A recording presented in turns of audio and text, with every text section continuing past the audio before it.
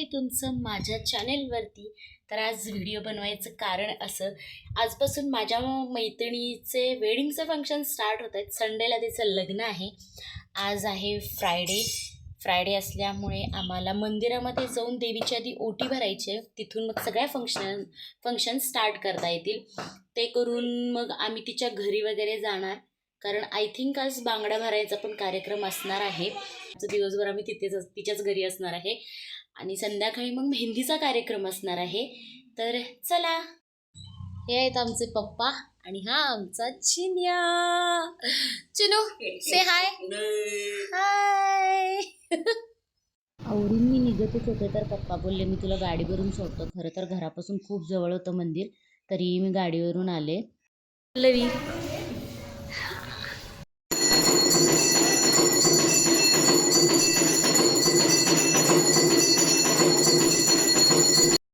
पूजा वगैरे सगळी झाली आणि जेव्हा मी मंदिरामध्ये गेलो ना, तेव्हा समजलं ब्राईडच्या साडीचा कलर, माझ्या ड्रेसचा कलर आणि माझ्या फ्रेंडच्या ड्रेसचा कलर, तिघांचा कलरसुद्धा सेम टू सेम झालेला. म्हणून आम्ही डिसाईड केलं की घरी जाऊन ड्रेस चेंज करून यायचा. तोपर्यंत नंतरच्या फंक्शनमध्ये ब्राईडनीसुद्धा तिची साडी चेंज केली. त्यानंतर आम्ही प्रदक्षिणा घालायला गेलो.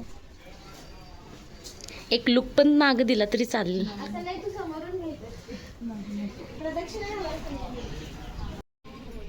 कसं वाटते पल्लवी? तुला मी विचारलं पाहिजे की मला विचारलं? नाही, मी आता जुनी झाले का, म्हटलं तुला कसं वाटतंय? अजून वाटायचं. वाटायचे दिवस गेले, मिक्सर आलाय. आता आरती. देवीची आरती झाली आणि आता सगळेजण मिळून ना देवीची ओटी वगैरे भरत आहेत. इथे आता फोटोशूट चालू आहे. पूनम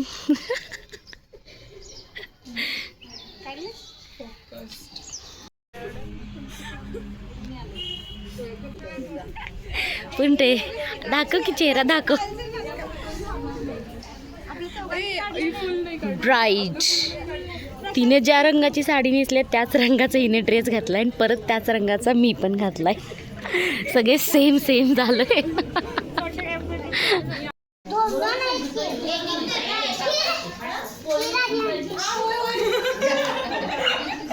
निघतंय काय? काढते दे मी.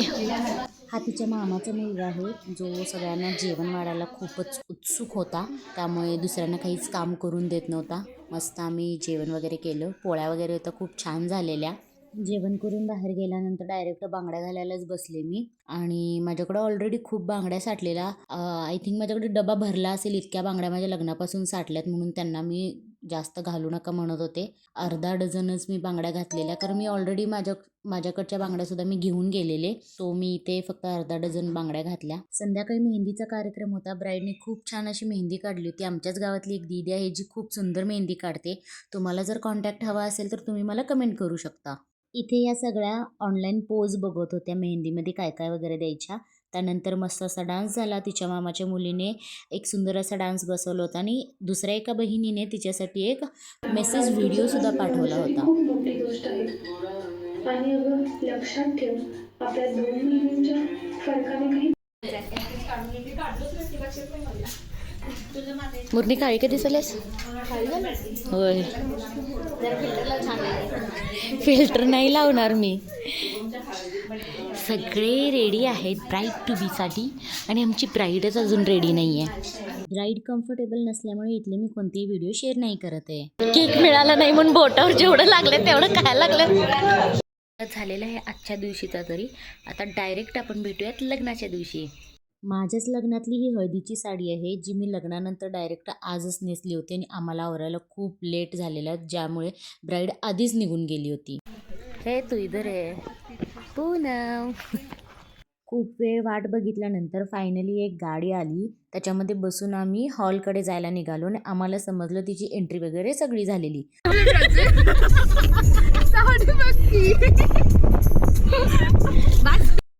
आम्हाला इथं पोहोचायला आता अर्धा तास झाला आहे आणि ऑलरेडी तिची एंट्री झाली आहे. विडासुद्धा झाला आहे आणि आणखीन एक श्रीमंत पूजा असते तीसुद्धा झाली आहे आणि डायरेक्ट आता आम्ही हळदीला पोहोचले. म्हणजे हळदीनंतर डायरेक्ट आता अक्षताच असणार आहे. तिचा आम्ही खरंच खूप ओरडा खाल्ला की एवढी जवळची मैत्रीण असून सुद्धा आम्ही इतका लेट केला तिच्या फंक्शन्समध्ये यायला. झूम करते दिसेना पडली.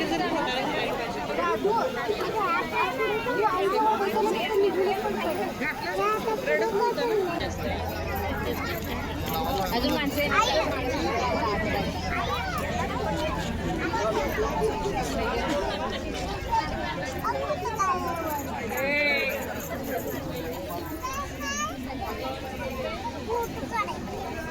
खूप लेट आलेलो त्यामुळं थोडासा चहा राहिला आणि आम्हाला वाटीमध्ये चहा घ्यायला लागलाय.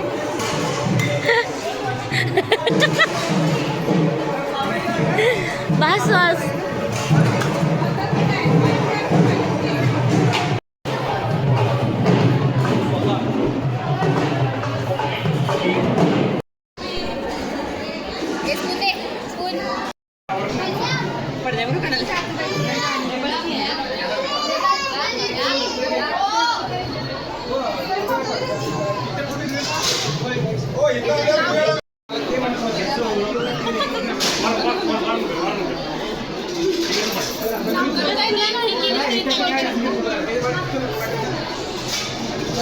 अक्षतेसाठी आवरायला इतकं वेळ झालं की फोटोसुद्धा काढायला मिळाले नाही. डायरेक्ट तिला एंट्रीसाठी घेऊन गेले.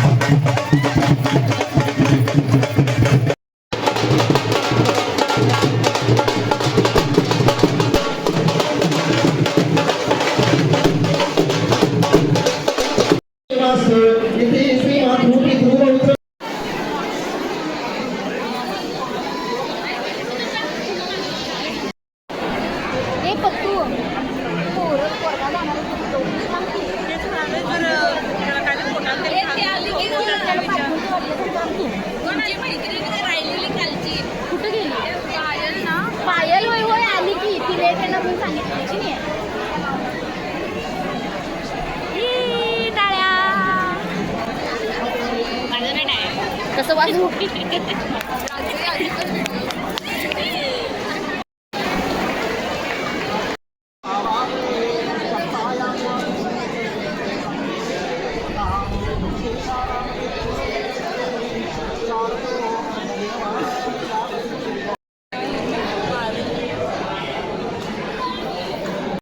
वरातीमध्ये तर ढोल ताशावर आम्ही खूप नाचलो, खूप मज्जा केली. लग्न पण खूप छान झालं.